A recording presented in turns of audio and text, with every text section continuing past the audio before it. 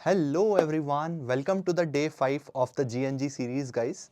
आज हम लोग आगे बढ़ने वाले हैं हमारे डे 5 में एप्लीकेशंस ऑफ डेरिवेटिव्स की तरफ। डे 4 में हमने पूरा का पूरा डिफरेंशिएशन सीख लिया था कि कैसे करते हैं, क्या क्या फॉर्मूलाज हैं और कैसे कैसे हम लोग कॉन्सेप्ट्स को यूज़ करके कोई भी फंक्शन हो जो डिफरेंशिएबल है उसको डिफरेंशिएट कर सकते हैं। तो आपके केस में अगर क्वेश्चन आएगा तो ऑब्वियसली वो डिफरेंशिएबल फंक्शन ही आएगा अगर डिफरेंशिएट करने को दे रहा है। तो कॉमर्स वाले बच्चों कंफ्यूज मत होना, ठीक है। कुछ फंक्शंस डिफरेंशिएबल होते हैं, कुछ नहीं होते हैं, लेकिन उसने कहा है इसे करो तो इसका मतलब क्या है, उसने दिया ही होगा कि ये होने लायक है, ठीक है। तो मैं आपको इस तरफ कंफ्यूज नहीं करूंगा कि कौन सा हो सकता है कौन सा नहीं हो सकता है। करने को आया है मतलब होने लायक है, ठीक है। और सारे फॉर्मूला लगाकर सिंपल आपको आंसर निकालने को मिल सकता है। Second order derivatives, parametric, implicit, सब आई होप आपने खूब सारी प्रैक्टिस कर ली होगी। अब हमें क्या पढ़ना है बच्चों, अब हमें पढ़नी है उसकी एप्लीकेशंस। तो यहां पर क्या होता है कि डिफरेंशिएशन की क्या क्या एप्लीकेशंस हैं उसको हम देखने वाले हैं। मेनली 3 से 4 एप्लीकेशंस आपके सिलेबस में है, वो सारी मैं आज आपको कॉन्सेप्चुअली एक एक समझाता हुआ चलूंगा और कोशिश करूंगा कि आपको बहुत अच्छे से इसके फॉर्मूलाज सेट हो जाएं। पीछे वाला जो लेक्चर है हमारा डे 4 वो हम पूरा यूज करेंगे यहाँ पर डिफरेंशिएशन के कॉन्सेप्ट्स। तो जिन्होंने वो नहीं देखा है पहले वो जरूर देख लेना बेटा। अभी हम लोग शुरू करते हैं इसको। Let's begin.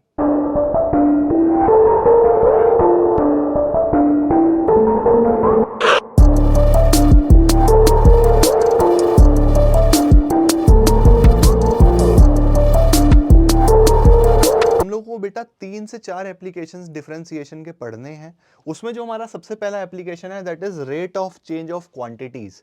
सो बेसिकली क्या होता है बेटा, मैंने आपको डे 1 पे भी बताया था कि डिफरेंशिएशन के काफी सारे मतलब होते हैं, ठीक है। डिफरेंशिएशन की अगर मैं बात करूं, ठीक है, अगर डिफरेंशिएशन की मैं बात कर रहा हूं तो उस केस में ना मैंने आपको बताया था कि ये बदलाव की पढ़ाई भी है, यानी कि रेट ऑफ चेंज, और स्पेसिफिकली और अच्छे से बोलूं तो इंस्टेंटेनियस रेट ऑफ चेंज को दर्शाता है। इंस्टेंटेनियस रेट ऑफ चेंज का मतलब कि इस पर्टिकुलर मोमेंट पर क्या बदलाव है, ठीक है। जैसे हम लोग स्कूटर चलाते हैं, राइट। स्कूटर की स्पीड कभी 30 हो रही है, कभी 35 हो रही है, कभी 40 हो रही है, कभी 50 हो रही है। एक पर्टिकुलर सफर तय करने के बाद अगर मैं आपसे पूछूं बच्चों एवरेज स्पीड क्या होगी, तो आप कहेंगे भैया टोटल जो डिस्टेंस है उसे टोटल टाइम से डिवाइड कर दो, या फिर जो स्पीड है अलग अलग आपकी आई है उन सब का सम लेके जितने आपने क्वांटिटीज उठाए हैं, जैसे मीन निकालते हैं वैसे निकाल दो आप एवरेज, क्योंकि मीन भी एवरेज को ही बोलते हैं। अब मैं आपको बोलूं बेटा मुझे इस घड़ी पे बता कि इंस्टेंटेनियसली क्या बदलाव आया स्पीड का, यानी कि इसके जस्ट पहले और इसके जस्ट बाद में क्या चेंज आया स्पीड का। तो वो जो मोमेंट का चेंज होता है ना, वो निकालने के लिए हम डिफरेंशिएशन की मदद लेते हैं, ठीक है। कॉन्सेप्चुअली समझे आप क्या फर्क है इंस्टेंटेनियस में और सिर्फ रेट ऑफ चेंज में। तो differentiation means instantaneous rate of change, तो हम लोग उसी को पढ़ने वाले हैं, ठीक है। Rate of change of quantities पर आपके वर्ड प्रॉब्लम्स बनते हैं और उसमें स्पेसिफिकली मैंने इससे रेट, तो वो इंस्टेंटेनियस है बेटा, ये बात आप स्पेशली याद रखना है ना। इंस्टेंटेनियस रेट ऑफ चेंज को बोलते हैं। तो कोई भी चीज बदलाव हो सकता है किसी भी चीज में, ठीक है। फॉर एग्जाम्पल अगर मैं बोलूं आपको, फॉर एग्जाम्पल मैं बोलूं सरकमफ्रेंस ऑफ सर्कल कितना होता है, क्या 2 पाई आर होता है, जहां पर आर हमारा रेडियस है, ठीक है। इन एप्लीकेशंस में ना बेटा आपको थोड़े थोड़े ना फॉर्मूलाज को याद करना पड़ेगा जो आपने 9th-10th में पढ़े हैं। 3-4 चीजें मैं आपको रिपीट कर रहा हूं, आप याद कर लेना, ठीक है। एक तो सर्कल हो गया, स्क्वायर हो गया, रेक्टेंगल हो गया, इनके एरियाज हो गए जो सरकमफ्रेंस हो गए, वॉल्यूम्स हो गए, अगर मैं क्यूब्स की बात करूं, आपके सिलेंडर की बात करूं, स्फेयर की बात करूं और कोन की बात करूं। ये कुछ फिगर्स हैं 4-5 जिसके आपको ये सारे फॉर्मूलाज पता होने चाहिए। आप इस वीडियो में जो जो मैंने शब्द बोले हैं इनके आप लोग सरकमफ्रेंस, इनके आप सरफेस एरिया और इनकी आप वॉल्यूम, अगर 3D फिगर है, स्फेयर, सिलेंडर और कोन में आपका वॉल्यूम का कॉन्सेप्ट डिफाइन हो जाता है, बाकी केसेस में सरफेस एरिया का और सरकमफ्रेंस का बेसिकली डिफाइन होता है, ठीक है। तो ये चीजें आपको थोड़ी सी देखनी पड़ेगी, है ना। ये फॉर्मूलाज आप क्लास 9th-10th की अपनी स्टडीज से या फिर आपकी बुक में प्रिंटेड होगी उसको आप देख लेना। मैं डायरेक्टली यहां पर यूज करने वाला हूं इन फॉर्मूलाज को, ठीक है। तो जैसे रेडियस होता है बेटा, ये सरकमफ्रेंस होता है फॉर एग्जांपल 2 पाई आर। तो अगर मैं बोलूं what is the rate of change of circumference with respect to radius, with respect to शब्द याद रखना है ना, वो टाइम के रेस्पेक्ट में भी पूछ सकता था। तो अगर dc अपॉन dr की बात करूं मैं, तो ये होता है instantaneous rate of change of circumference with respect to radius. तो ये क्या हो जाएगा, d by d r of 2 pi r, 2 constant pi constant बाहर आ जाएगा, 2 पाई डी आर का, आर का डिफरेंशिएशन डी आर के रेस्पेक्ट में 1। तो ये मेरा बेटा आंसर आ जाएगा। तो इस तरह से वर्ड प्रॉब्लम्स में अगर वो कहीं पर भी बोले कि rate of change of quantities निकालो, तो आपको डिफरेंशिएशन का इस्तेमाल करना है। ये तो हो गई पहली बात, ठीक है, ठीक है। अब इसके बाद मेरे हिसाब से हमें सीधा क्वेश्चन ही उठाना चाहिए इस कॉन्सेप्ट को समझने के लिए। बहुत ज़्यादा इसमें मेरे पास कॉन्सेप्चुअली बातें करने को नहीं है, जहाँ होगी वहाँ मैं बात करूँगा, ठीक है। कॉस्ट फंक्शन के बारे में भी हम बात समझेंगे। पहले कुछ सवाल उठा लेते हैं रेट ऑफ चेंज पर, ध्यान से देखेंगे, सवाल की हेल्प से ही आपको समझाऊंगा मैं ये कॉन्सेप्ट। आपको ये तो समझ आ गया ना कि डिफरेंशिएशन कहाँ यूज होगा, सबसे पहले rate of change of quantities में। सवाल की मदद से समझेंगे बच्चों। A boy is blowing air into a spherical balloon and thus the radius of the balloon is changing. Radius बदल रहा है, बदलाव की चर्चा हो रही है ना। Then find the rate of change of surface area of the balloon with respect to radius. Also find the rate of change of surface area when r बराबर 2 सेंटीमीटर। बहुत सिंपल सी कहानी है बच्चों, मैं आपके साथ साथ देखता हूं। एक बच्चा है जो एयर ब्लो कर रहा है एक स्फेरिकल बलून में।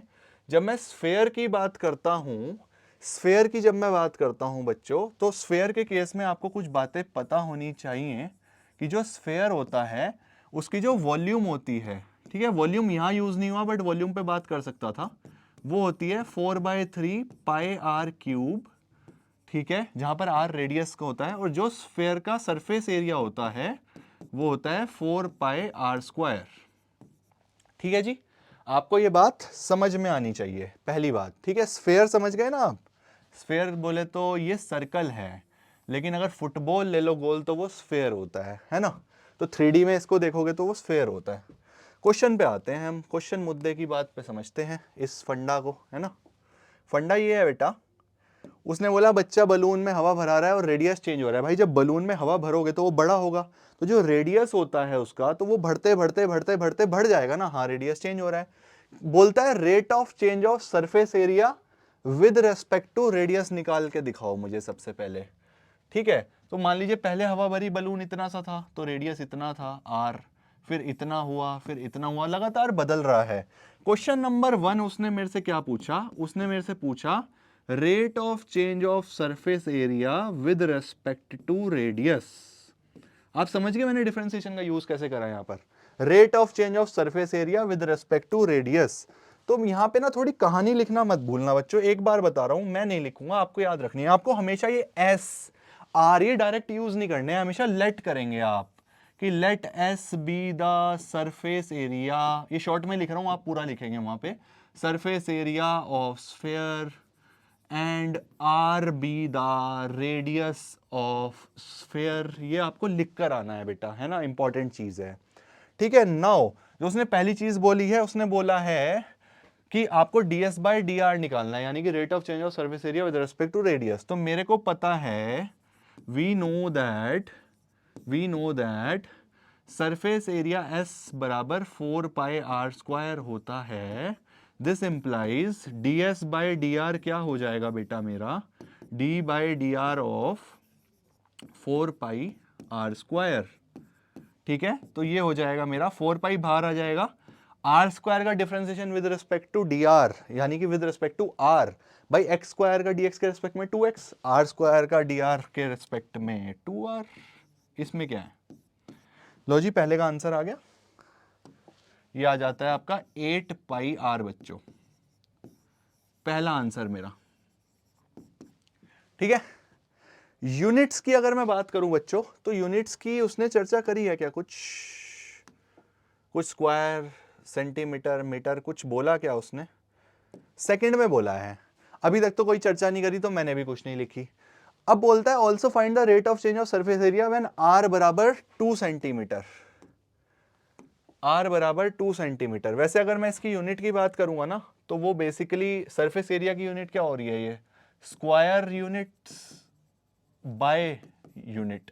मेरा कहने का मतलब अगर मीटर में होता तो metre square by metre, r square है ना यहाँ पर, तो सरफेस एरिया की यूनिट स्क्वायर में आती है, मीटर स्क्वायर, सेंटीमीटर स्क्वायर, और विद रेस्पेक्ट टू मीटर निकाला तो कायदे में सिर्फ मीटर भी आप लिख सकते हैं और स्क्वायर मीटर बाय मीटर भी लिख सकते हैं। दूसरा सवाल क्या है, उसने rate of change of surface area निकालो जब रेडियस बराबर दी हुई है आपके, रेडियस कितनी दी थी बेटा इसने 2 सेंटीमीटर। तो मेरे को पता है ds अपॉन डी आर, ये तो मैं निकाल ही चुका हूं, 8 पाई आर है। जब R2 होगा, जब R2 होगा तो इसका मतलब इसमें 2 पुट कर दो R की वैल्यू। ले बेटा, अब सेंटीमीटर में दिया था तो ये मेरा सेंटीमीटर स्क्वायर बाय सेंटीमीटर या फिर 16 पाई सेंटीमीटर मेरा आंसर हो जाएगा। तेरे को क्या समझ आया मैंने यहां पे क्यों पुट कर दिया? लैंग्वेज को पढ़ोगे तो सब समझ में आ जाएगा बेटा। एक बार दोबारा एम्फेसिस करते हैं इस पे, समझाने के पॉइंट ऑफ व्यू से रिपीट कर रहा हूं सिर्फ। उसने बोला ये एक बलून फुला रहा है, रेडियस चेंज हो रहा है, rate of change of surface area with respect to radius, ds upon d r, यहां तो हम सब साथ में हैं। Also find the rate of change of surface area when r बराबर 2 centimetre. Rate of change of surface area, अब यहाँ पे वो विद रिस्पेक्ट टू रेडियस नहीं भी लिख रहा है तो ऑब्वियसली रिलेटेड है, ऊपर वाले की बात हो रही है। तो ds अपॉन डी आर की वैल्यू बतानी है जब r बराबर 2 सेंटीमीटर हो, तो मेरी वैल्यू आ गई 16 पाई। ठीक है जी, ये आपका सॉल्यूशन हो गया। बहुत ही सरल सवाल था ये, लेकिन आपको कॉन्सेप्ट समझ आ गया होगा कि रेट ऑफ चेंज शब्द का यूज हम डिफरेंशिएशन में कैसे करते हैं। अगला सवाल देखेंगे बेटा मेरे साथ। Find the rate of change of volume of sphere with respect to surface area when the radius is 5 metre. Sphere की वॉल्यूम का सरफेस एरिया के रिस्पेक्ट में चेंज फाइंड करना है। ठीक है, क्वेश्चन 2 में, अब मैं कहानी नहीं लिख रहा हूँ, लेट ये वे मैं आपको बता चुका हूँ। मेरा जो वॉल्यूम होता है बेटा वो होता है 4/3 पाई आर क्यूब स्फीयर के केस में। जो मेरा सरफेस एरिया होता है वो होता है 4 पाई आर स्क्वायर मेरे स्फीयर के केस में। मेरा 2 फाइंड क्या है?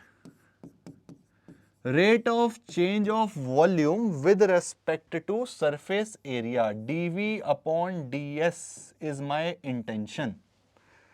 वो आपको लैंग्वेज से समझ में आ जाना चाहिए। Find the rate of change of volume of a sphere, तो स्फीयर सुनते ही फॉर्मूले चमकने चाहिए, with respect to its surface area, dv upon ds। अब वो कुछ भी बोल सकता है, rate of change of volume with respect to time, rate of change of volume with respect to surface area, rate of change of volume with respect to radius, rate of change of surface area with respect to time. कुछ भी हो, तुम्हें कोई फर्क नहीं पड़ता। तुम्हें तो जो दिया है और जो निकालना है, अगर आप यहां तक पहुंच पाए तो आपका सवाल खुद बे खुद सॉल्व हो जाएगा। सिंपल सा फंडा है। तो उसने मेरे को बोला ये चाहिए जी मुझे जब रेडियस 5 मीटर हो। मैंने कहा कोई बात नहीं, आई सेड इट्स ओके। जब रेडियस 5 मीटर हो तो इसका मतलब ये तो सबसे लास्ट स्टेप है, आर की वैल्यू पुट करना। मुझे dv अपॉन ds निकालना है।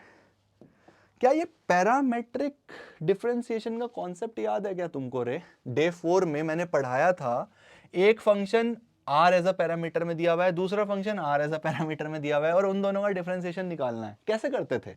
देखो सब यूज होगा वो वाला। तो y और x के रेस्पेक्ट में मैंने आपको एक फॉर्मूला करके बताया था ना, क्वेश्चन y बराबर 80 स्क्वायर, x बराबर 280, अगर ऐसा कुछ हो तो t पैरामीटर है, dy बाई डी एक्स निकालना हो तो dy बाई डी टी निकालो, dx बाई डी टी निकालो और डिवाइड कर दो। वही हम यहाँ पे करने वाले हैं बच्चों। जिनको ये नहीं चमका वो प्लीज जाके डे 4 देखें।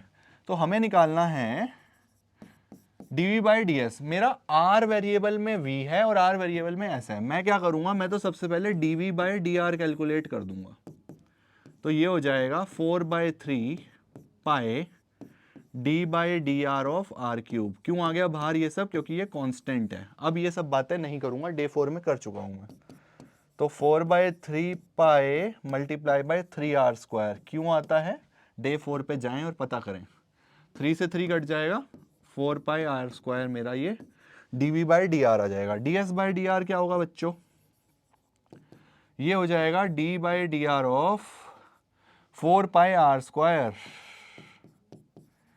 4 पाई बाहर आ जाएगा, आर स्क्वायर का डिफरेंशिएशन 2r, तो ये हो जाएगा 8r पाई या फिर 8 पाई r।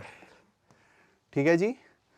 अब dv बाई ds निकालना है मुझे, मेरा इंटेंशन, तो उसको मैं निकाल देता हूं, दिस डिवाइड बाय दिस कर देता हूं, तो ये हो जाएगा 4 pi r square divide by 8 pi r. Pi से पाई गया, आर से आर गया, 4 से 2 गया, ये आ गया मेरा बेटा r बाई 2। उसका फाइनल आंसर में इंटेंशन क्या था, dv बाई डी एस निकालो जब r बराबर 5 मीटर हो। मैंने बोला ठीक है, dv बाई डी एस तो मेरा आ गया, dv बाई डी एस तब निकालो जब r बराबर 5 मीटर हो। ले डाल देता हूं r बाई 2 में, 5 बाई 2 मीटर मेरा आंसर। इसमें क्या था, कितने इजी सवाल है बच्चों ये, जिसको डिफरेंशिएशन आता है वही कर पाएगा ये, जिसको फॉर्मूला ही नहीं पता वो ये कैसे करेगा, तो भूल ही जाओ। तो वही चीज है। बाकी रेट ऑफ चेंज में इस तरह से पढ़ने की कहानी थी जो समझानी थी, सवालों के माध्यम से आई होप आपको समझ आ रहा है। 5/2 इसका आंसर।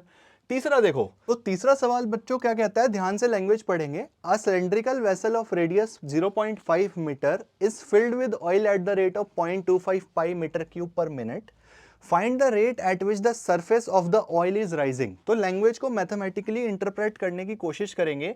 एक सिलेंड्रिकल वेसल है, रेडियस 0.5 मीटर का, तो पहले हम एक सिलेंडर बना देते हैं, ठीक है। आई होप आपको सिलेंडर पता है क्या होता है। This is a cylinder, 0.5 metre इसका रेडियस है बच्चों, ठीक है। ये सब चीजें हम पढ़कर आए हैं, आई होप आप भी पढ़कर आए हो अपनी पुरानी क्लासेस में, ठीक है। 0.5 मीटर उसका रेडियस है।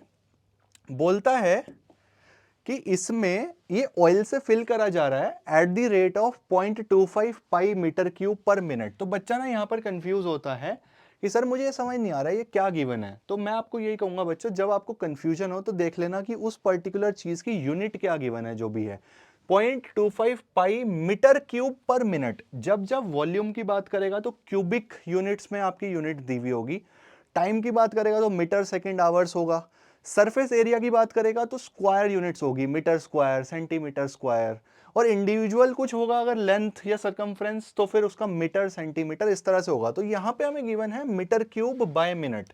तो इससे मुझे समझ आ गया मीटर क्यूब का मतलब वॉल्यूम, मिनट का मतलब टाइम। तो ये dv अपॉन dt की वैल्यू है।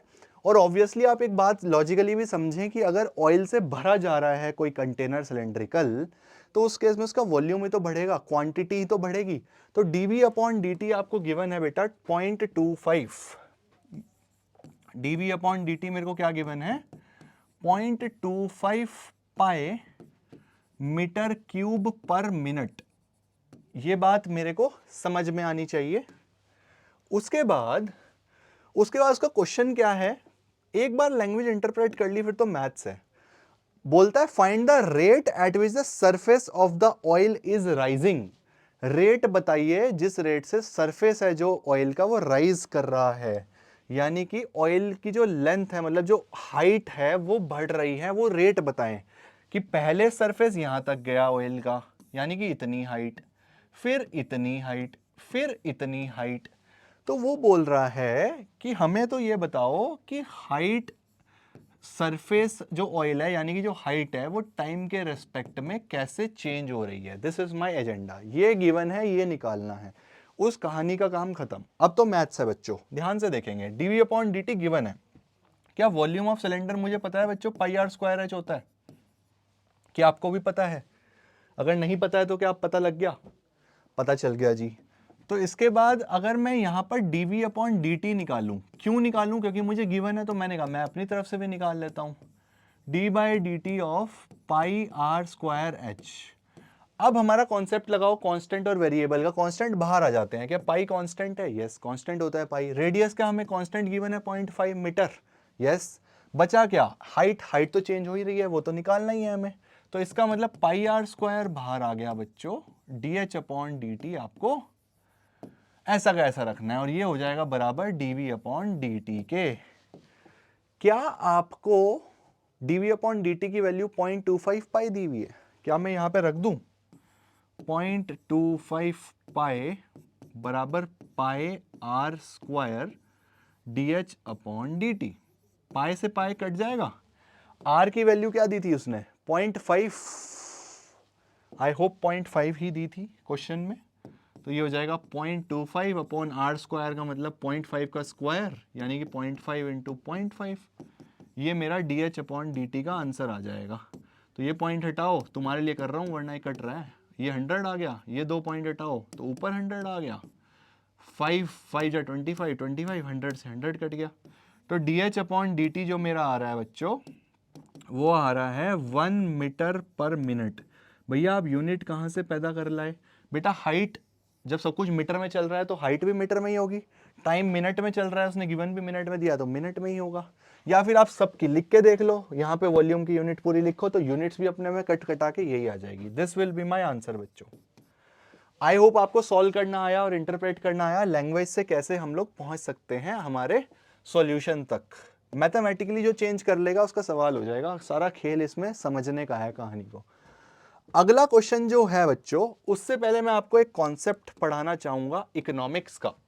तो अगर कुछ बच्चों को इकोनॉमिक्स की कहानी याद हो तो आप लोगों ने एक कॉन्सेप्ट पढ़ा है कॉस्ट का और रेवेन्यू का, जहां पर हम average cost, marginal cost, total cost की बात करते हैं, सिमिलरली रेवेन्यू की बात करते हैं, सिमिलरली कर्व्स की बात करते हैं। तो यहाँ पर मुझे कर्व्स की बात नहीं करनी है, ना ही मुझे आपको इकोनॉमिक्स पूरी ढंग से पढ़ानी है। आई होप आपने इको में सफिशिएंट पढ़ा हुआ है। मैं वहां से जो मेरे को मैथमेटिकली चाहिए मैं सिर्फ उतनी बात करूंगा। तो थोड़ा सा रिमाइंड करते हैं, जो हमारी कॉस्ट होती है बच्चों, क्या वो दो कंपोनेंट से मिलके बनती है? एक होती है फिक्स्ड कॉस्ट। भाई आप कोई भी चीज है, अब आप चाहे बात कर लीजिए रेंट हो गया, ठीक है, कोई पर्टिकुलर चीज का फिक्स्ड किराया एक फिक्स्ड कॉस्ट है, ठीक है, आपकी कोई फिक्स्ड सैलरीज हैं तो वो भी एक फिक्स्ड कॉस्ट है। ऐसी कोई बहुत सारी फिक्स्ड कॉस्ट होती हैं बिजनेस की। प्लस एक होती है वेरिएबल कॉस्ट, जितना आप यूज करेंगे उतना आपको पे करना पड़ेगा। क्या इन दो कॉस्ट को मिलाकर मेरी टोटल कॉस्ट बनती है बच्चों? अगर मैं टोटल कॉस्ट को C से रिप्रेजेंट कर दूं, फिक्स्ड कॉस्ट को K से रिप्रेजेंट कर दूं, और वेरिएबल कॉस्ट क्या इस पे डिपेंड करेगी कि कितना आप लोग यूज कर रहे हैं चीजें, तो C as a function of X से रिप्रेजेंट कर दूं। सिंपल सा फंडा है, टोटल कॉस्ट बराबर fixed cost plus variable cost. तो एक तो आपको ये बात समझ में आनी चाहिए, ठीक है जी। दूसरी बात आपको ये समझ में आनी चाहिए कि रेवेन्यू क्या होता है। क्या टोटल रेवेन्यू अगर मैं बात करूं वो P इंटू एक्स लिख सकता हूं, जहां पर P क्या है मेरा प्राइस पर यूनिट और X है मेरा नंबर ऑफ यूनिट्स। यहां पर मैंने ये एज्यूम करा है कि जितनी मेरी यूनिट्स बनी है वो सबकी सब बिक गई, ये मेरा एजम्पशन है। तो टोटल यूनिट्स कितनी है और एक यूनिट का प्राइस कितना है, अगर ये पता लग जाए बिकने वाले सामान का, तो क्या टोटल रेवेन्यू निकल जाएगा मेरा P इंटू एक्स। अगर मैं एवरेज रेवेन्यू की बात करूं AR की, तो क्या वो total revenue upon total quantity produced या फिर टोटल क्वांटिटी जो हमने सेल करी है वो हो जाएगा? क्या वो प्राइस के बराबर हो जाएगा AR? थोड़ी थोड़ी इको चमक रही है आपको, ठीक है। ये हो जाएगा टोटल रेवेन्यू बता दिया आपको, टोटल कॉस्ट बता दिया, फिक्स्ड कॉस्ट की बात कर ली हमने, वेरिएबल कॉस्ट की बात कर ली। ओके, तो हमें ये पता चल गया टोटल कॉस्ट भी एक फंक्शन होता है जो डिपेंड करता है कि कितना आपका क्वांटिटी है, कंजम्पशन है एक तरह से, है ना। और टोटल रेवेन्यू आपका मैंने आपको बता दिया, एवरेज रेवेन्यू बता दिया। एवरेज कॉस्ट आप समझते ही हैं भाई, वो इकोनॉमिक्स के कॉन्सेप्ट से मुझे बताने की जरूरत नहीं है और मैथमेटिकली वो यूज भी नहीं होगा। हमारे लिए जो रेलेवेंट कॉन्सेप्ट्स है ना बच्चों, वो ये है कि अगर total cost as a function of x given है, या फिर, और इसको C से रिप्रेजेंट कर दूं मैं C से, या फिर टोटल रेवेन्यू R से रिप्रेजेंट कर दूं, वो as a function of some x है, तो मेरे को यहां पे डिफाइन करने हैं दो concepts. First is marginal cost and marginal revenue.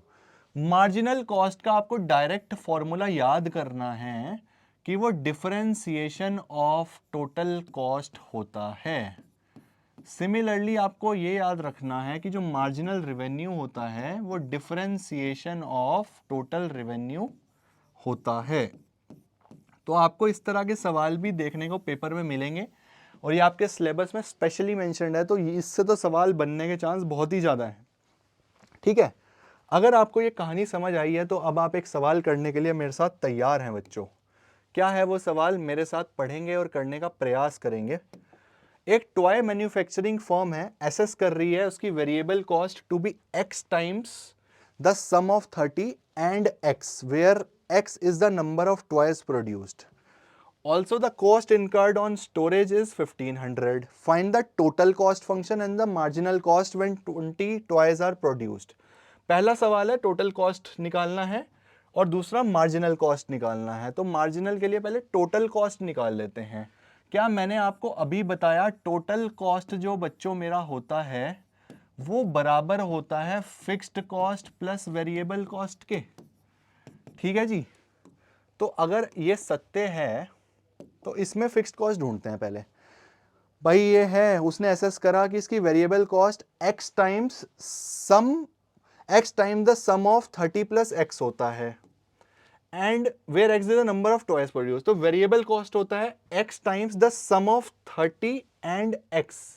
Variable cost अगर इसने पहले दिया तो पहले ये लिख देते हैं x times the sum of 30 plus x, जैसा बोला वैसा लिख दिया। सॉरी। ठीक है जी, वेरिएबल कॉस्ट आपको समझ में आ गया कैसे, जैसे उसने बोला वैसे मैंने लिख दिया x टाइम्स 30 प्लस x। उसके बाद वो बोलता है बच्चों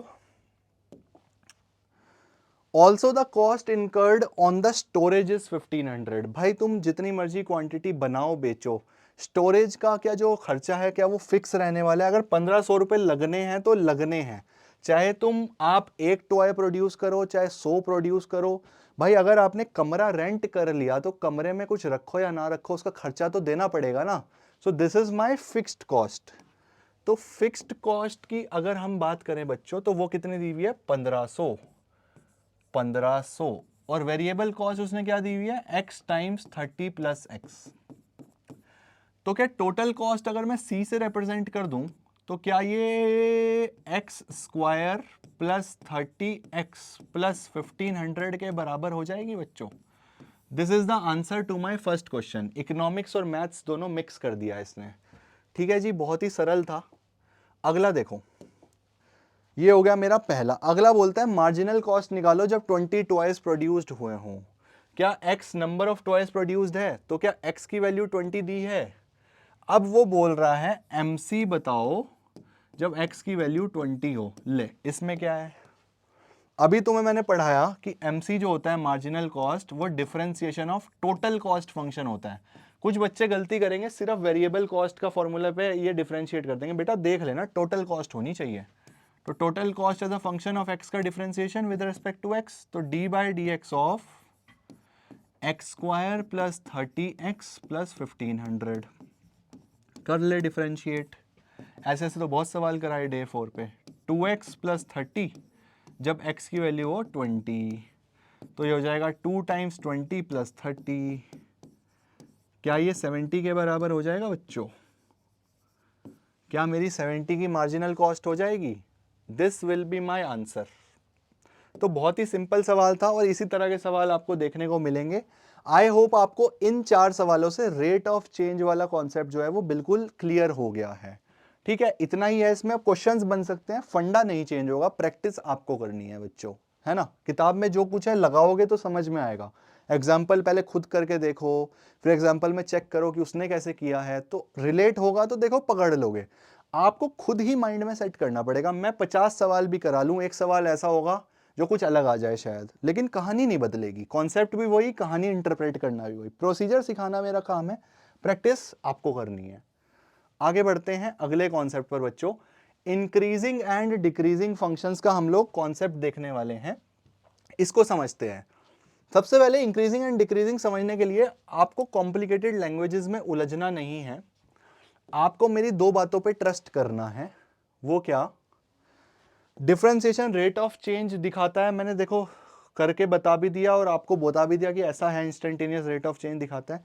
एक और चीज दिखाता है डिफरेंशिएशन, स्लोप दिखाता है कर्व का एक पॉइंट पे। स्लोप क्या होता है भैया, तो जिन्होंने स्ट्रेट लाइंस पढ़ा है क्लास 11th में तो वो लोग ये बात समझते हैं कि अगर कोई लाइन या कर्व है, फॉर एग्जांपल ये लाइन है, तो पॉजिटिव एक्स एक्सिस के साथ एंटी क्लॉकवाइज डायरेक्शन में जो एंगल अगर थीटा बनता है तो स्लोप की डेफिनेशन होती है tan थीटा।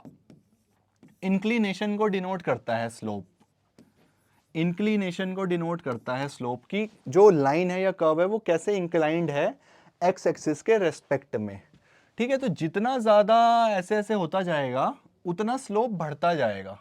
ठीक है, जितना ऊपर जाएगा उतना स्लोप बढ़ता जाएगा, क्योंकि थीटा बढ़ेगा तो टेन थीटा भी बढ़ेगा।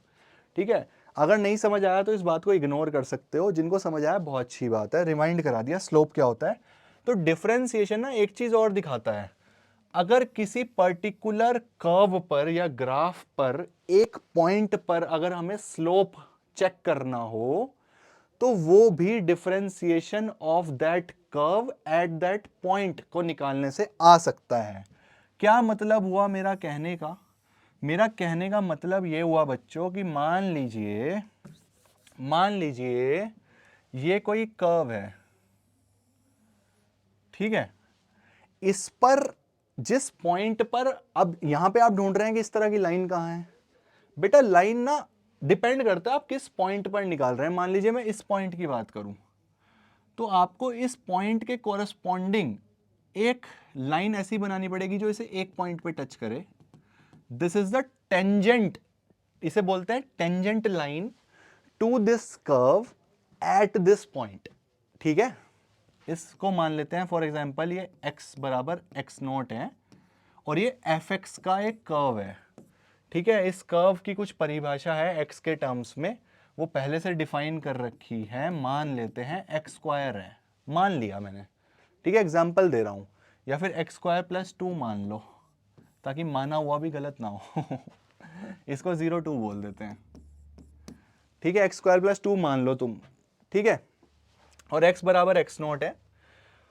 तो जब मैं बोलूंगा ना d बाई डी एक्स, या फिर अगर मैं f dash x at x बराबर x नोट की वैल्यू की बात करूंगा तो वो पता किसके बराबर आएगा?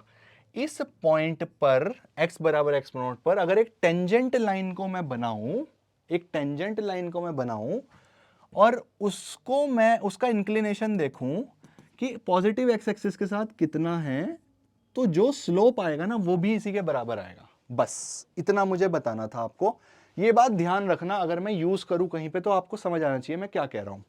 ठीक है, अब इंक्रीजिंग एंड डिक्रीजिंग फंक्शंस की हम लोग बात कर रहे थे। इंक्रीजिंग एंड डिक्रीजिंग फंक्शंस की हम लोग बात कर रहे हैं बच्चों। जब मैं कहता हूं इंक्रीजिंग एंड डिक्रीजिंग फंक्शन, तो आपको सबसे पहले ग्राफिकली समझ में आना चाहिए कि क्या मतलब होता है। इंक्रीजिंग का मतलब बढ़ता हुआ, डिक्रीजिंग का मतलब घटता हुआ, ये तो सबको समझ में आता है। तो मैंने बोला चलो बताओ, बोलो ये कर्व इंक्रीजिंग है या डिक्रीजिंग है? ये कर्व इंक्रीजिंग है या डिक्रीजिंग है? अब बच्चे कहेंगे इधर से इधर देखूं या इधर से इधर देखूं। अरे अरे तुम सीधा देखोगे ना, तुम आगे की तरफ बढ़ोगे या तुम पीछे की तरफ चलोगे? तुम आगे की तरफ ही तो बढ़ोगे ना। तो हम लोग x की वैल्यू अगर यहाँ पे 0 0 है तो हम ऑब्जर्व करेंगे कि x की वैल्यू जब मैं बढ़ा रहा हूं तो मेरी y की वैल्यू बढ़ रही है या घट रही है? अगर y की वैल्यू भी बढ़ रही है तो वो इंक्रीजिंग है, बढ़ रही है इंक्रीजिंग है, इसलिए कर्व्स भी ऊपर की तरफ जा रहा है। तो इसको आप ऐसे देख सकते हो, अगर 0 0 है, अगर 0 0 है x की वैल्यू, तो y की वैल्यू उसके कॉरेस्पॉन्डिंग कितनी हो जाएगी? इतनी। अगर x बढ़ के यहां पहुंच जाता है या फिर यहां पहुंच जाता है तो y की वैल्यू भी बढ़ के क्या यहां पहुंच जाएगी? क्या x बढ़ने से y बढ़ रहा है? क्या y को हम लोग fx भी बोल सकते हैं? थोड़ा बहुत अगर आप समझ पाए फंक्शन ऑफ x, तो क्या मैं बोल सकता हूं कि मान लीजिए मेरा 0 0 की तरह ये मेरा x1 है और ये मेरा x2 है, एग्जाम्पल ये मेरा fx1 है और ये मेरा fx2 है। बिल्कुल सही बात है भाई, y बराबर fx है, x1 रखोगे तो y की वैल्यू fx1 और x2 रखोगे तो y की वैल्यू fx2। क्या x1 से x2 बड़ा है? x2 x1 से बड़ा है, ये तो सत्य है। अगर x2 x1 से बड़ा है, अगर x2 x1 से बड़ा है और इसका मतलब ये हो जाए कि fx2 fx1 से बड़ा हो जाए, तो क्या मैं ये कह सकता हूं कि फंक्शन इंक्रीजिंग है? बिल्कुल कह सकता हूं। अब ये तो मैंने कोई 2 पॉइंट उठाए, मेरे को तो हर x1 और x2 के लिए चाहिए जो इस फंक्शन में बिलोंग कर रहे हैं, हर x1 और x2 के लिए चाहिए अगर पूरा फंक्शन इंक्रीजिंग बताना है। तो क्या आप ये डेफिनेशन समझ पाए? अगर x2 x1 से बड़ा है तो fx2 fx1 से बड़ा होगा तो इंक्रीजिंग कहलाएगा। तो this is the first condition कि इंक्रीजिंग फंक्शन है या नहीं। इंक्रीजिंग का मतलब बढ़ता हुआ, मैथमेटिकली भी समझा दिया। अगर x बढ़ने के साथ fx या फिर y की वैल्यू बढ़े तो that is increasing function. Decreasing function के बारे में समझो। डिक्रीजिंग का मतलब घटता हुआ। लो जी, अब देख लो डिक्रीजिंग फंक्शन समझो। कोई दो पॉइंट हैं, ये मान लीजिए x1, दोबारा से ये मान लीजिए x2, ठीक है। सेम y बराबर fx कर्व है, y बराबर fx का कर्व है। x1 पर वैल्यू fx1, ठीक है, और x2 पर वैल्यू fx2। x2 अब भी x1 से बड़ा है, x1 इतना x2 इतना, ये तो समझते हो ना आप लोग। 0 0 से x2 ज्यादा है x1 से, पॉजिटिव साइड पे बात कर रहा हूं। अगर x2 x1 से बड़ा है, अगर x2 x1 से बड़ा है, इसका मतलब क्या हो रहा है? fx2 x1 से बड़ा आ रहा है या छोटा आ रहा है? ध्यान से खुद ही देखेंगे। x1 तो भाई इतना आ रहा है, एक तरह से इस हाइट का, सॉरी इस हाइट का। fx1 इतना आ रहा है, fx2 कितना आ रहा है? x2 के कॉरस्पॉन्डिंग इतना। क्या इस बार fx2 छोटा हो गया बच्चों? fx2 इतना, fx1 इतना बड़ा। तो fx2, या फिर इसको इसी सीक्वेंस में लिखता हूं, इसको इसी सीक्वेंस में लिखता हूं। x2 अगर x1 से बड़ा है तो fx2 छोटा हो गया fx1 से। क्या साइन पलट गए? क्या साइन पलट गए बच्चों? x2 x1 से बड़ा था तो इंक्रीजिंग फंक्शन में x2 भी fx1 से बड़ा था, ठीक है। लेकिन डिक्रीजिंग आप देख भी पा रहे हो क्या ये घट रहा है, और आप ये देख पा रहे हो क्या ये बढ़ रहा है। तो इससे आप अंदाजा लगा लीजिए कि this is another condition for decreasing function for x1 x2। सारे x1 x2 के लिए डिफाइन होना चाहिए। तो मैंने दो तुक्के लिए, आप कोई भी ले लो, हमेशा ऐसा ही होगा, ये आगे घटता ही चला जाएगा, ठीक है। तो ये बेसिकली बेटा ये ऐसे घट रहा है, आप इसे कंफ्यूज मत होना कि आगे आगे सीधा हो गया, ये ऐसे घटता ही जा रहा है। आप ये समझिए कि ऐसे बस घटता ही चला जाएगा, ऐसे ही वो बढ़ता ही चला जाएगा। तो this is the condition for decreasing functions. अभी तक डिफरेंशिएशन का कोई यूज नहीं आया, अभी मैंने आपको ये समझाया इंक्रीजिंग एंड डिक्रीजिंग फंक्शन क्या होते हैं, ठीक है। यहां तक कि अगर आपको बात समझ आ गई है बच्चों, तो आप ये समझ पाएंगे कि इंक्रीजिंग एंड डिक्रीजिंग फंक्शंस होते क्या हैं और मैथमेटिकली उनका मतलब क्या होता है। अब ये जो चीज है ना इंक्रीजिंग डिक्रीजिंग, ये मैथमेटिकली भी पता लगाया जा सकता है डिफरेंशिएशन की हेल्प से। इस तरह से देखने की जरूरत नहीं है, ग्राफ को बार बार देखो क्या बड़ा क्या छोटा, नहीं, मुझे ये सब नहीं चाहिए। तो मेरे केस में क्या होता है बच्चों, मेरे केस में अगर मैं बात करूं, अगर कोई फंक्शन है y बराबर fx, y बराबर fx, तो एक क्रिटिकल पॉइंट की डेफिनेशन होती है। पहला स्टेप क्या होता है, मुझे क्रिटिकल पॉइंट्स निकालने होते हैं। क्यों निकालने पड़ते हैं? अब ये तो पूरा पूरा फंक्शन बढ़ता घटता मैंने बना दिया था। कुछ फंक्शन ना देखो ऐसे होते हैं बच्चों, मैं आपको बना के दिखाता हूं। मान लो ये एक ग्राफ है, कुछ ऐसे होते हैं, देखो ये आया, ये आता आता आता आता ये ऊपर चला गया, ये आता आता आता आता आता ये नीचे चला गया। तो आप कह सकते हो कि यहां से लेके यहां तक तो घट रहा था, फिर यहां से फिर बढ़ना शुरू हो गया, यहां तक, यहां से ले आए थे यहां तक बढ़ रहा है, फिर घटना शुरू हो गया। अरे भाई बढ़ रहा है या घट रहा है? तो कंफ्यूजन हो गया। तो मैथमेटिकली ग्राफ व्राफ बनाने के चक्कर में हमें नहीं पड़ना है, हम डिफरेंशिएशन की हेल्प से बताएंगे कि कहां पे घट रहा है कहां पे बढ़ रहा है, अगर मुझे उस फंक्शन की वैल्यू पता है। तो ये जहां पर बढ़ने से घटना और घटने से बढ़ना टाइप कुछ हो रहा है, ये मेरे क्रिटिकल पॉइंट्स होते हैं। तो क्रिटिकल पॉइंट सबसे पहले आपको निकालने आने चाहिए।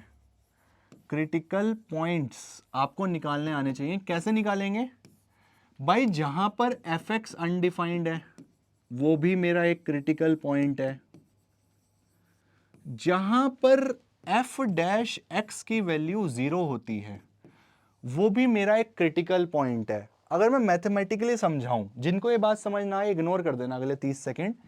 किसी भी कर्व में जैसे ये बढ़त से घटत हुई, फॉर एग्जांपल ये देखिए, जब भी बढ़ने से घटना हो रहा है तो इस पॉइंट पर स्लोप ऑफ टेंजेंट कितना है? क्या मैंने आपको बताया था स्लोप ऑफ टेंजेंट मेरे डिफरेंशिएशन के बराबर होता है? भाई ये लो, ये टेंजेंट बन गई, आप देख पाएंगे कि एक्स एक्सिस से इस लाइन का एंगल कितना है? 0 डिग्री। tan 0 क्या होगा? 0 के बराबर, यानी कि डिफरेंशिएशन इस पॉइंट पे क्या होगा? 0 के बराबर। और जब जब ये चेंज कर रहा है ना नेचर, बढ़ने से घटना, घटने से बढ़ना, तो हमेशा एक बीच में टेंजेंट बन रही है जो 0 के बराबर वैल्यू दे रही है। आप देख सकते हैं कोई भी कर्व हो, कोई भी कर्व हो बेटा, मैं आपको और बना के दिखा देता हूँ, मैथमेटिकली समझा देता हूँ, रट भी सकते हो, ठीक है? कोई भी कर्व हो, ये लो, ये है कर्व, इसमें यहां यहां यहां यहां यहां आप टेंजेंट्स बनाएंगे ना, तो आपको इनके स्लोप 0 मिलेंगे, यानी कि इनके डिफरेंशिएशन की वैल्यू 0 मिलेगी। और जब जब बढ़ने से घटना गया या घटने से बढ़ना, फिर वही चीज, जब जब ऐसा हो रहा है ना, तो उस केस में आप ये बात देख सकते हो कि हमेशा बीच में एफ डैश एस बराबर 0 मिलेगा। तो आपको इससे भी ध्यान रखने में मदद मिलेगी कि क्यों हम ऐसा कर रहे हैं, क्यों इन पॉइंट्स पे चर्चा करने की जरूरत है, क्योंकि इन पॉइंट्स के इर्द गिर्द ही बदलाव हो रहा है। तो ये पॉइंट्स जानने मेरे लिए जरूरी हो जाते हैं बच्चों, ठीक है? आशा करता हूं आपको मेरा कॉन्सेप्ट समझ में आया। तो आपको क्या करना है इसमें, आपको इसमें क्रिटिकल पॉइंट्स निकालने हैं जहां पर फंक्शन अनडिफाइंड है या फिर जहां पर एफ डैश एक्स बराबर 0 है, ठीक है? तो ये आपको क्रिटिकल पॉइंट्स निकालने हैं, ठीक है? कॉमर्स वालों की लैंग्वेज में बोल रहा हूँ, इसमें बहुत ज्यादा चर्चा हो सकती है कर्व्स वर्व्स में, मैं फालतू नहीं फंसाऊंगा आपको, इतनी बात याद रख लो, आपका काम चल जाएगा और सवाल का आंसर निकल जाएगा बच्चों, है ना? क्रिटिकल पॉइंट्स निकालने के बाद स्टेप 2 क्या है? क्रिटिकल पॉइंट्स आपने एक बार निकाल लिए तो उसको रियल नंबर लाइन पे पुट करो। मान लो क्रिटिकल पॉइंट्स आए 0 1 3, तो 0 1 3, तो ये इंटरवल्स क्रिएट हो गए। ये इंटरवल हो गया माइनस इन्फिनिटी से लेके 0 तक, ये इंटरवल क्रिएट हो गया 0 से लेके 1 तक, ये इंटरवल क्रिएट हो गया 1 से लेके 3 तक, ठीक है? और चौथा इंटरवल क्रिएट हो गया 3 से लेके आगे अनंत इन्फिनिटी तक। अब ये इंटरवल्स क्रिएट हो गए बच्चों, ठीक है? अब स्टेप 3 आपको क्या करना है, हर इंटरवल में से कोई एक वैल्यू उठानी है और एफ डैश एक्स का साइन चेक करना है। यानी कि इस इंटरवल में से -1 उठा लिया, इसमें से हाफ उठा लिया, इसमें से 2 उठा लिया, इसमें से 4 उठा लिया, 1 बाय 1 उठाएंगे। तो आपको चेक करना है कि यहां से अगर मैं कोई वैल्यू उठाता हूं तो एफ डैश एक्स की वैल्यू पॉजिटिव आ रही है या नेगेटिव आ रही है। अगर पॉजिटिव आ रही है तो यहां से लेके यहां तक इंक्रीजिंग है।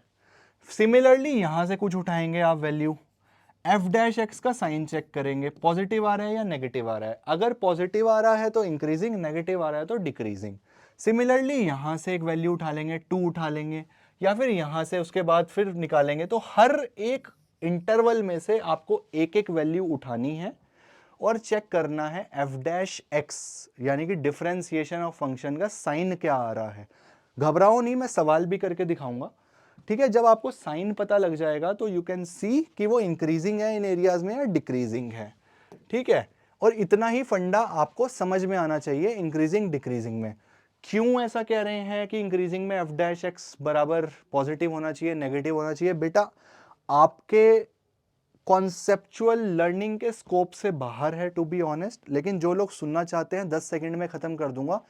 अगर आपको मेरी स्लोप्स वाली बात समझ में आई है ना, स्लोप, तो उसमें आप चेक कर सकते हैं कि स्लोप इंक्रीजिंग फंक्शन में जो rate of change of slopes है वो पॉजिटिव होता है और डिक्रीजिंग फंक्शन में स्लोप्स नेगेटिव होते हैं। रेट ऑफ चेंज भी भूल जाओ, आप सिर्फ स्लोप की बात कर लो, पॉजिटिव स्लोप और नेगेटिव स्लोप। अब यहां पर अगर आप देखेंगे ना इंक्रीजिंग फंक्शन में, तो हर जगह एक एक्यूट एंगल बन रहा है टेंजेंट के एक्स एक्सिस के साथ। तो m बराबर पॉजिटिव मतलब एफ डैश एक्स बराबर पॉजिटिव, इसलिए इंक्रीजिंग में हमेशा एफ डैश एक्स पॉजिटिव होता है। डिक्रीजिंग के केस में आप एक्स एक्सिस के कॉरस्पॉन्डिंग एंगल देख लो, हमेशा नेगेटिव बनेगा, यानी कि 90 से ज्यादा बनेगा, तो टेन थीटा की वैल्यू नेगेटिव आएगी। कहीं पे भी देख लो, ये देखो 90 से ज्यादा, 90 से ज्यादा। तो इस चक्कर में पढ़ना नहीं है, जिसको समझ आया बहुत अच्छी बात, जिसको नहीं समझ में आया कोई नहीं पूछेगा। फॉर्मूले जिसको आते हैं उसका सवाल आज हो जाएगा, उसको पूरे नंबर मिल जाएंगे, तो तनाव लेने की जरूरत नहीं है। जिन्हें 100 में 100 लाने हैं, याद रखने में दिक्कत है, उनको समझाया। अगर स्ट्रेट लाइंस पढ़ा था और आता था तो ये समझ आएगा, वरना स्लोप व्लोप बिल्कुल दिमाग से निकाल दो। और फॉर्मूले पे ध्यान दो कि आपको कोई फंक्शन गिवन होगा, उसकी वैल्यू, कोई ग्राफ व्राफ बनाने को नहीं आएगा, कुछ नहीं आएगा। आपको एक फंक्शन की वैल्यू गिवन होगी, आप उसका डिफरेंशिएशन निकालेंगे, 0 के बराबर रखेंगे, वहां से आपको कुछ पॉइंट्स या वैल्यूज मिल जाएंगी, अल्फा बीटा गामा, उसको आप रियल नंबर लाइन पे पुट करेंगे, ठीक है, और आप वहां से इंटरवल्स निकाल लेंगे। इंटरवल्स निकालने के बाद एफ डैश एक्स की वैल्यू, अच्छा यहां पर जहां पर एफ एक्स अनडिफाइंड है वो भी आपकी एक वैल्यू हो जाएगी, ठीक है। मान लीजिए ये है 1/x, तो डिफरेंशिएशन के बाद 0 रख के जो आएगा आएगा, लेकिन x 0 नहीं हो सकता, आपको पता है 1/0 अनडिफाइंड हो जाता है, तो x बराबर 0 भी आपका एक क्रिटिकल पॉइंट कहलाएगा बच्चों। ये इंपॉर्टेंट बात थी। इंटरवल बनाने हैं, उसके बाद एफ डैश एक्स का फंक्शन आया ना जो, उस इंटरवल में से कोई भी एक वैल्यू उठा लो, 1 से 3 के बीच में 1.5 उठा लो, 2 उठा लो, 2.5 उठा लो, 3 से इन्फिनिटी में 4, 5, 6, 10 जो मर्जी उठा लो। उस इंटरवल में चेक कर लो कि साइन क्या आ रहा है, जो उस वैल्यू का साइन आएगा वो उस पूरे इंटरवल का साइन होगा। अगर पॉजिटिव है तो उस इंटरवल में इंक्रीजिंग, नेगेटिव है तो उस इंटरवल में डिक्रीजिंग। दिस इज एवरीथिंग बच्चों। आई होप आपको थोड़ा थोड़ा समझ में आया कि मैं क्या समझाने की कोशिश कर रहा हूं। सवाल करते ही आपको पूरी बात मेरी समझ में आ जाएगी, ठीक है। तो एक सवाल देख लेते हैं इससे रिलेटेड। सवाल से भी पहले क्या हम थोड़ा सा पढ़ाई कर ले। Concept of increasing and decreasing function मैंने आपको बता दिया, increasing and decreasing function using derivative बता दिया, sign wise f dash x बता चुका हूं। Function which is either increasing और decreasing on its domain and open interval is terms as monotonic function. अगर इंक्रीजिंग है या डिक्रीजिंग है तो दोनों को ही मोनोटोनिक फंक्शन बोलते हैं। बढ़ते हुए को भी मोनोटोनिक बोलते हैं, घटते हुए को भी मोनोटोनिक बोलते हैं। अगर स्टेबल है, ना बढ़ रहा है ना घट रहा है, तो उसको मोनोटोनिक नहीं बोलेंगे, बस पता होना चाहिए। बोलता है क्रिटिकल पॉइंट किसको कहते हैं, जिसपे एफ डैश एक्स सी की बराबर 0 हो जाए वो क्रिटिकल पॉइंट है, या फिर F dash C not defined हो। तो मैंने आपको बोला जहां एफ एक्स ही डिफाइंड नहीं है वहां एफ डैश सी भी नॉट डिफाइंड ही होगा। तो एफ एक्स चेक कर लो, अगर फंक्शन कहीं पर डिफाइन नहीं है, यानी कि डिनोमिनेटर में 0 बन रहा है कहीं पर, तो वो आपको एक्स बराबर 0 की वैल्यू भी क्रिटिकल पॉइंट में लेकर चलनी है। If C is a point of discontinuity then C is a critical point, here also F dash C is not defined. भाई इतनी टेंशन नहीं लेनी है, इन दो चीजों से आपका काम हो जाएगा। देख लो फंक्शन कहां नहीं डिफाइंड है और एफ डैश सी कहां 0 है, खत्म। आगे बढ़ो। कुछ सवाल की बात करता है बच्चों ये, एक सवाल करके दिखा दूंगा आपको इंक्रीजिंग डिक्रीजिंग का, और इसका फंडा बता दूंगा, आप कर लेना, ठीक है। क्या बोलता है, find the intervals in which function F x बराबर, एक सवाल करेंगे बस ये लास्ट आज का, और नेक्स्ट टॉपिक हम लोग अगली क्लास में लेने की कोशिश करेंगे। एक फंक्शन गिवन है आपको बच्चों, एफ एक्स बराबर, एक ट्यूटोरियल करके दिखा रहा हूं कैसे आंसर तक पहुंचा जाता है। एफ एक्स बराबर एक्स की पावर 4 अपॉन 4, आगे क्या गिवन है, minus 2x cube plus 11/2x², minus 2x cube plus 11/2x², और क्या गिवन है, बहुत भारी भरकम इसने हमें फॉर्मूला दिया हुआ है, -6x। ये एक फंक्शन गिवन है और बोल रहा है मुझे बताओ ये कहां पर इंक्रीजिंग है और कहां पर डिक्रीजिंग है, कहां पर इंक्रीजिंग है और कहां पर डिक्रीजिंग है बच्चों। अच्छा एक कॉन्सेप्ट और होता है, एक कॉन्सेप्ट और होता है, अगर F dash X greater than equals to 0 है तो इंक्रीजिंग बोलते हैं, अगर F dash X less than equals to 0 है तो डिक्रीजिंग बोलते हैं, F dash X greater than 0 है तो स्ट्रिक्टली इंक्रीजिंग बोलते हैं, और F dash X less than 0 है तो स्ट्रिक्टली डिक्रीजिंग बोलते हैं। हमारे केस में ज्यादातर हम लोग इन्हीं से डील करने वाले हैं, ठीक है, लेकिन फिर भी अगर स्पेसिफिकली इस तरह की बात हो तो आपको पता होना चाहिए स्ट्रिक्टली और उसमें फर्क, ठीक है जी। तो फंडों पे आते हैं। मेरा स्टेप 1 मैंने तुम्हें क्या बोला था, कुछ भी करना हो सबसे पहले तो एफ डैश एक्स की आपको जरूरत पड़ने वाली है, तो मैं तो डिफरेंशिएट कर रहा हूं बच्चों डायरेक्ट। ये हो जाएगा 4x की power 4x cube upon 4, 4x cube upon 4 is simply x cube, -6x² plus 11x -6। क्या यहां तक आप पहुंच जाएंगे? अब इसके फैक्टर कर लो, इसको 0 के बराबर रखने के लिए इसके फैक्टर करने आपको आने चाहिए। उसके लिए आपको तुक्के से चेक करना है 1 2 3 या -1 -2 -3 में से किसी के बराबर ये 0 हो रहा है। तो अगर 1 डालूं 1 -6 प्लस 11 -6, तो 1 -6 -5 -6 -11 प्लस 11 0 हो रहा है। अगर ये अगर f1 बराबर 0 हो रहा है ना बच्चों, तो आई होप आपको ये बात पता है कि आप इसको डिवाइड करके रफ में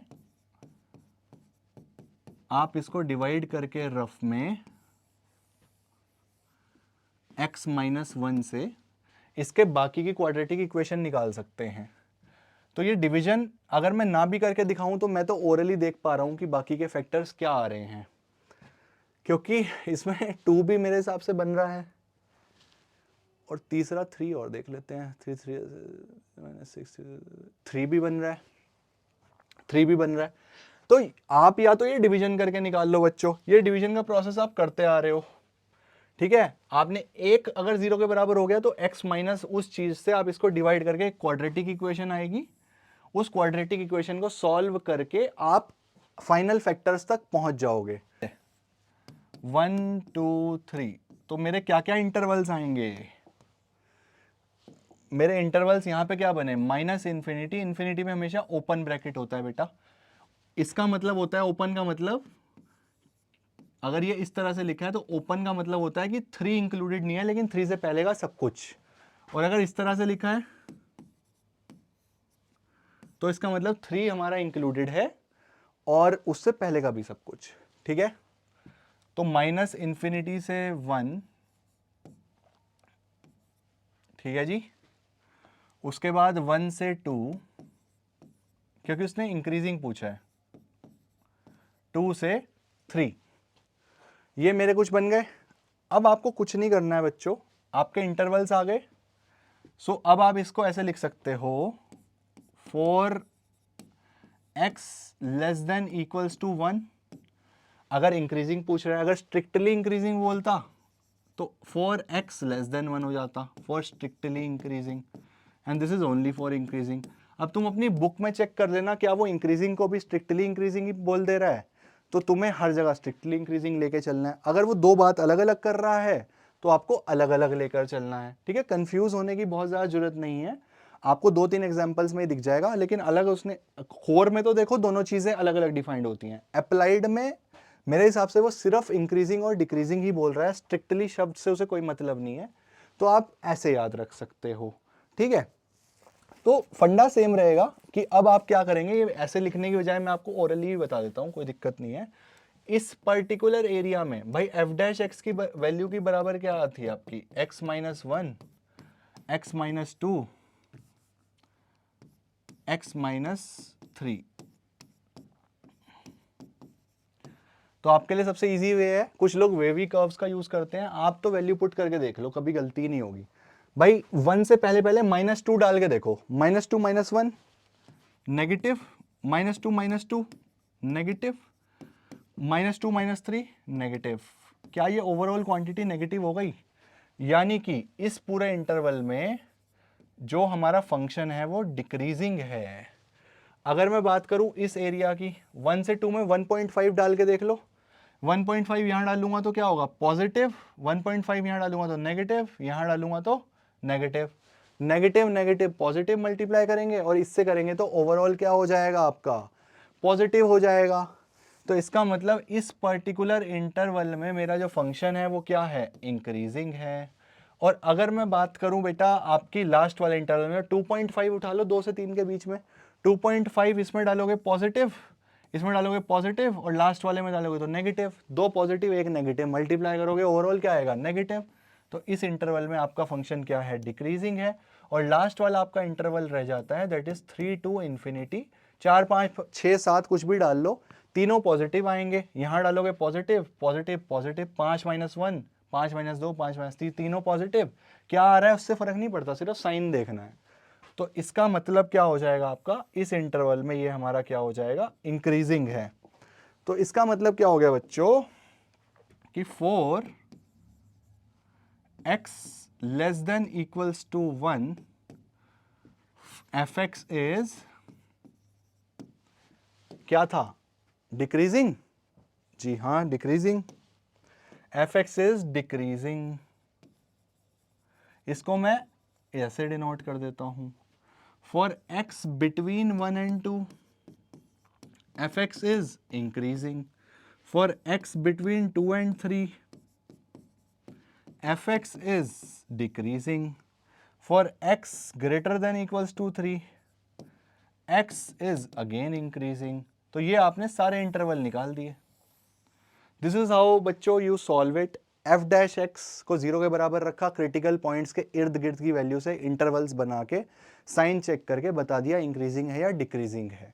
सो आई होप आपको ये कॉन्सेप्ट समझ में आया। आई नो इंक्रीजिंग डिक्रीजिंग का कॉन्सेप्ट थोड़ा सा टिपिकल है, तो हम लोग नेक्स्ट क्लास में सबसे पहले इंक्रीजिंग डिक्रीजिंग का ही एक आधा सवाल और ले लेंगे और उसको और अच्छे से समझने की कोशिश करेंगे। अगर कोई पहली बार इस कॉन्सेप्ट को पढ़ रहा है तो उसे थोड़ा कंफ्यूजन हो सकता है बच्चों, तो आई विल एडवाइस कि आप फॉर्मूले याद रखना। अगर आपको कंफ्यूजन है कि स्टेप्स याद कर लो कि ये ऐसे फिर ऐसे फिर ऐसे, तो आपका सवाल बन जाएगा, ज़्यादा टेंशन लेने की ज़रूरत नहीं है। ठीक है, आई होप आपको ये दो कॉन्सेप्ट्स क्लियर हो गए बच्चों। नेक्स्ट वीडियो में हम लोग करेंगे मैक्सिमा मिनिमा और इसके कुछ सवाल उठाने की शुरुआत में कोशिश करेंगे, और कल हमारा ये जो डिफरेंशियल कैलकुलस है ये कंप्लीट हो जाएगा। सो अभी के लिए इतना ही। मेहनत करते रहो बच्चों, मेहनत में मत रुकना। टुडे इज डे 5, 5 दिन में ही ढीला नहीं पड़ना है, हमें सारा सिलेबस अच्छे से करना है। तो अपनी बुक में एग्जाम्पल्स कम से कम वो तो आप लगा ही लेना, उसका सॉल्यूशन भी आपके पास होता है। खुद को ये बहाना बिल्कुल मत देना कि इसका सॉल्यूशन नहीं है, आंसर नहीं है, कंफ्यूज होने की जरूरत नहीं है। जो जितना जैसे आप मेहनत कर सकते हो, this is the time. So all the very best बच्चों, अगले लेक्चर में मिलते हैं और समझते हैं बाकी की चीजें। आई होप आज की बात आपको समझ में आ गई है। थोड़ा सा टिपिकल है बट यस आप कर लोगे, आई नो। 2-3 बार वीडियो को देखो, किताब में थोड़ा सा पढ़ो कि कैसे करा हुआ है कैसे नहीं करा हुआ है, आपको सब क्लियर हो जाएगा। सो इसी के साथ एंड करते हैं बच्चों video. Good bye, take care.